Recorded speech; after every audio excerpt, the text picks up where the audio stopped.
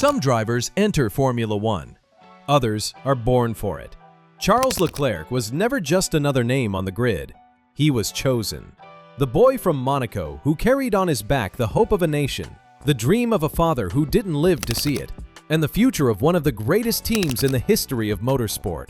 Ferrari didn't see just a driver in him. They saw a destiny. But destiny and title are very different things in Formula One. Charles Leclerc is 21 years old and takes over a Ferrari cockpit. For many people, too young. For those who watched the Ferrari Junior Academy races, too fast to be ignored. He was the first driver trained inside Ferrari's own academy to reach the main team. And that wasn't just marketing, it was a symbol. Ferrari was betting its future on that kid. And Charles Leclerc didn't take long to respond. At Spa-Francorchamps, one of the most traditional tracks on the calendar, came the first win. But the one the world remembered came 1 week later. Monza, Ferrari's home. The entire tifoseria vibrating in the stands, everyone in red, and Lewis Hamilton, yes, that Lewis Hamilton, 6-time world champion at the time, glued to Leclerc's rearview mirror on the final lap. Any other driver would have felt that pressure on the back of their neck. Leclerc didn't back down. He fought as if the race depended on every centimeter of asphalt. And he won. In that moment, something was born that the tifoseria hadn't seen since the Schumacher era. A real connection. A driver who didn't just race for Ferrari, but who seemed born to do it. The Predestinato was born. The chosen one. But Formula One isn't made of moments. It's made of seasons. And when you stop to look at the numbers carefully, a different story starts to appear. Leclerc became, over the years, one of the most dominant qualifiers of his generation.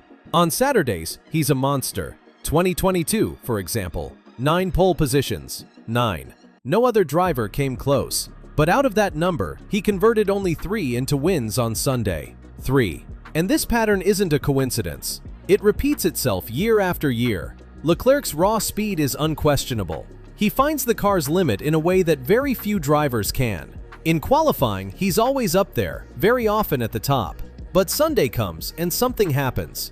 And here's the point that separates great drivers from champion drivers. Speed puts you in front, consistency keeps you there. The Formula One world champions of the modern era, Verstappen, Hamilton, Alonso, they're not just fast. They're predictable in the good sense of the word. You know that on Sunday, when the lights go out, they will deliver. In the rain, on bad tires, with the wrong strategy, with a difficult car, they deliver. And Leclerc still hasn't convinced the world of that. But it would be completely unfair to put everything on Leclerc's shoulders. Because Ferrari failed too, and failed a lot. 2022 is the most painful example. Ferrari started that year with the best car on the grid. The F175 was fast, balanced, had title potential. Leclerc won the first 2 races of the season. Verstappen and Red Bull seemed to be behind. And then the season went on. Red Bull developed their car, Ferrari stood still. And by the end of the year, it was Red Bull dominating everything while Ferrari watched from the stands. But it wasn't just the development, it was the strategies. Monaco 2022 is one of the most emblematic examples. At Leclerc's home, the Monegasque leading in Monaco, think about the symbolism of that. And a wrong decision from the pit wall turned an almost guaranteed win into 4th place. 4th place. In front of his own fans, on the street where he grew up. That says a lot about what Ferrari was doing at that time. And in the following years too. Engineers who couldn't translate driver feedback into real car development. Strategists who were afraid to take risks while Mercedes, Red Bull, and later McLaren went ahead and made bold decisions that changed races. Ferrari got stuck in its own habits, in the comfort of being Ferrari without doing what it takes to be champion. And when you have a talent at Leclerc's level trapped inside a structure that can't maximize him, the result is exactly what we saw. Years of promises and years of frustration.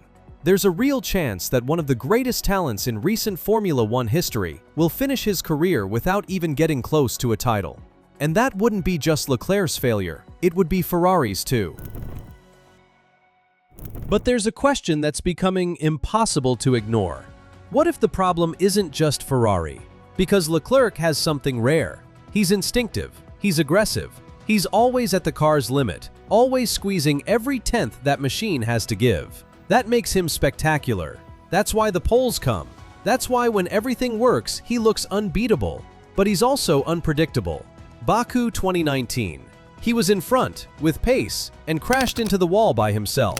France 2022. A mistake at a moment when he was fighting for the title. Japan 2022. Spun out when the race was under control. Monaco 2021. Crashed in qualifying when he was on course for pole at his home race. These aren't random accidents, it's a pattern. And a pattern in Formula One isn't bad luck, it's data. What these moments have in common is that Leclerc was at the limit, his limit, the car's limit, and went beyond it. Not because of a lack of talent, maybe exactly because of the talent.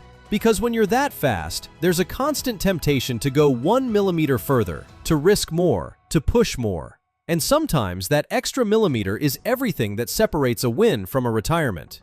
Champions learn to dance on that limit without crossing it. Verstappen does that. Hamilton did that. Senna did and sometimes didn't. And Leclerc is still learning. The question is, will he learn in time? And then comes Miami 2025. Another race, another opportunity. And once again, the same pattern. During the race, small signs were already showing. Subtle mistakes, crossing the white lines. That familiar feeling of someone who is at the limit and may be about to go past it. On the final lap, Leclerc tries something intelligent. He closes the front wing on the back straight, the active aerodynamics that the 2026 regulations brought, to let Piastri through and receive the slipstream on the main straight, build up energy, and make the counterattack. The idea wasn't bad. The execution was a disaster. He can't get close enough. And right after, still in Sector 1, comes what we already know. Leclerc pushes beyond the limit, loses the rear, spins, and crashes. The left suspension is gone. But the race doesn't end there. With a damaged car, Leclerc still tries to defend from George Russell and Max Verstappen, who are coming from behind at full speed. And what happens next is hard to watch. Leclerc cuts corners, not because he wants to, but because with the broken suspension, he physically can't close the normal trajectories. Russell makes wheel-to-wheel contact with him in the fight, and Leclerc, instead of backing off, keeps pushing. He makes contact with Russell at the final corner, falls to 6th. After the race, the FIA still applies a 20-second penalty for all the corners he cut without sufficient technical justification. Because even with the suspension compromised, he had the option to reduce speed and stay on track. He chose not to do that.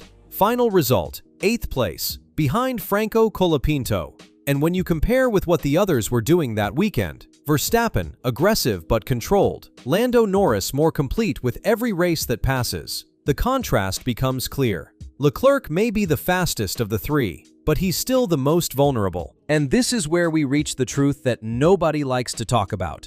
Charles Leclerc has enough talent to be Formula One world champion. That's not up for discussion. Anyone who understands Formula One knows that. The speed is there, the instinct is there, the love for Ferrari is there. But Formula One was never just about talent. It's about control when everything is falling apart. It's about decision-making when you have 2 seconds to choose. It's about cold-headedness when the championship is on the table and you just need to finish the race. It's about knowing how to dance with the limit without crossing the line. And so we're left with 3 open questions. Will Ferrari finally manage to build a true championship-winning car with the structure, development, and strategy that matches the driver they have? Will Leclerc find the consistency that has always been missing in the decisive moments of his career? Or is the biggest obstacle between Charles Leclerc and the world title himself? Tell me in the comments, do you still believe in the predestined one? If you do, or if you stopped believing, watch the next video. I have a story that will change your perspective.